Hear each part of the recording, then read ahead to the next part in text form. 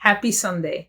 I'm Pastor Jessica, and I personally welcome you to this edition of At the Table. Regardless of who you are, your gender identity, who you love, what you look like, where you're from, where you live, what you do, what you don't do, you will always have a seat here at the table. Thank you for joining us. Subscribe to our YouTube channel. Be sure to follow us on Instagram. Be sure to like, comment, share our videos with anyone who you feel would benefit from hearing our sermons. And as always, follow us, join us, and help us in spreading the word. Thank you. Pastor Jessica and I have spent a month on this single parable. One of the 12 parables Jesus told that explains a connection to our lives in this world to heaven. So today I will provide a wrap up of the parable of the laborers or the workers in the vineyard and offer some key highlights that we hope you will reflect on. Identify yourself in this story and incorporate some of the lessons into your life. Pastor Jessica took a look at the character and characteristics of God that this parable exemplifies. We learn three key qualities of the landowner, aka God. One, God is constantly inviting us into a relationship with God. God went out multiple times during the day and invited people to work in the vineyard. This shows us that God's proposition to be in relationship is continual. It is ongoing. We also see that God is fair. In this parable, God is trustworthy and God honored God's agreement. Thirdly, God is generous. God is the creator and God can do whatever God chooses. And what we witness is a generous God that gives abundantly from a place of generosity. And the three traits we can learn and see in the workers that stood out, to me at least, first being awareness. They had to be paying attention so that they could recognize God's invitation. Secondly, agency.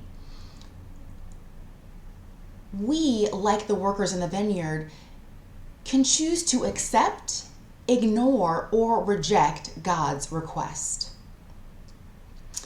Thirdly, something that really stood out for me was entitlement. The workers felt entitled to something based on their own understanding. I think that we do this a lot, that we decide that things are unfair and we complain about it. So in this scripture passage, we see that the workers thought they would receive more based on when they began their work. And they pleaded their case by stating, these last worked only 1 hour, and you have made them equal to us who have borne the burden of the day in the scorching heat. They grumbled against the landowner. And I feel that what we can learn from this sense of entitlement that we saw in the case of the workers, and I think that we see it in ourselves, is that we begin judging when we feel that we are entitled to something. We compare ourselves to others and we start to complain about it.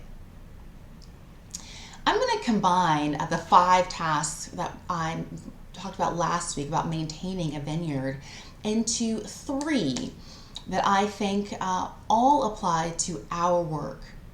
That first being pruning. We have to be aware that there are ideas, habits, behaviors that we have to rid ourselves from. Relationships is included in that. So let me say that again. We need to rid ourselves of ideas, habits, behaviors, and or relationships that no longer serve us. They are not useful. They're dead or they're dying. We also have to be aware that there are external factors that can and will gradually destroy us. We need to be aware and prune it. Managing the vines. We have to be open to creation. Newness and new life can transform us. And balance. We can't go too hard one way or too hard to the other. Either extreme isn't our goal. Our task is balance. What we're hoping for, what we're looking for is balance, because balance is the key to sustainability. And that third thing that we can learn from taking care of the vineyard itself is harvest. We have to gather up all that work that we have done and put it into action.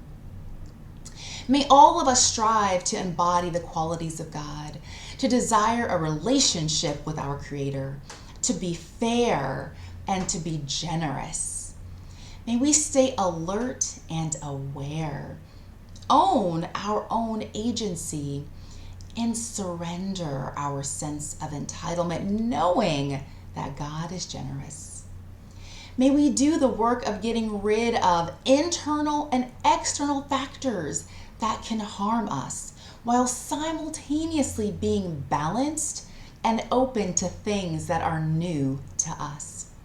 Lastly, let us live into the best versions of ourselves over and over and over again.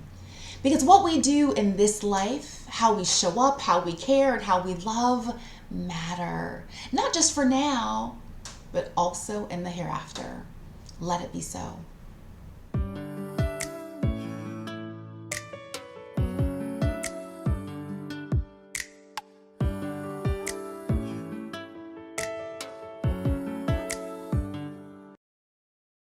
Standing in your ruins, feels a lot like the end. So used to losing, you're afraid to try again. Right now you see your ashes where there was a flame. Truth is that you're not forgotten, 'cause grace knows your name. God's not done with you, even with your broken heart and your wounds and your scars. God's not done with you, even when you're lost and it's hard and you're falling apart. God's not done with you. It's not over, it's only begun. So don't hide, don't run, 'cause God's not done with you.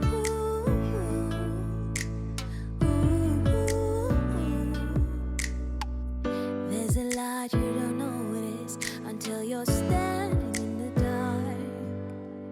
And there's a strength that's growing inside your shattered heart. Oh, God's not done with you, even with your broken heart and your wounds and your scars. God's not done with you, even when you're lost and it's hard and you're falling apart. God's not done with you. It's not over, it's only begun. So don't hide, don't run, 'cause God's not done with you.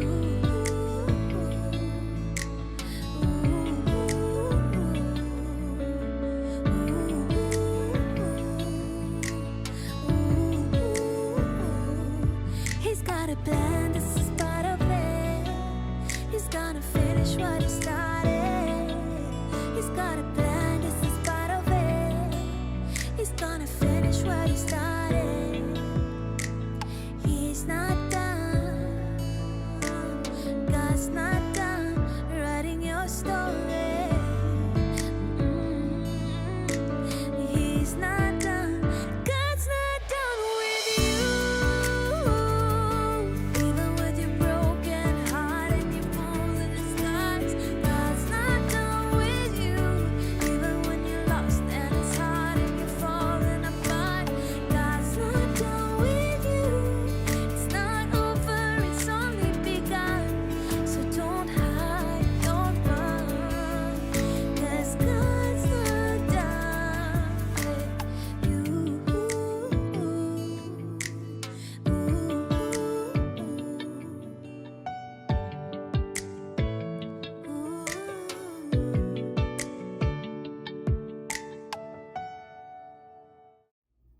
Thank you, Pastor Akila, for that wonderful wrap up of our Laborers in the Vineyard series. And we hope that you this week go in peace and stay in peace.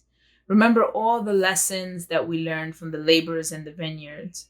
Remember to spend time in prayer and in conversation with God. Remember to spread love to others. Let's all also think on the grace that God gives us, even when we may not deserve it. I pray that this week you have a blessed week, that you go in peace, that doors of opportunity open up for you. And I pray that you know when to turn away from the doors that are already locked. Blessings on you, your loved ones. Have a wonderful week.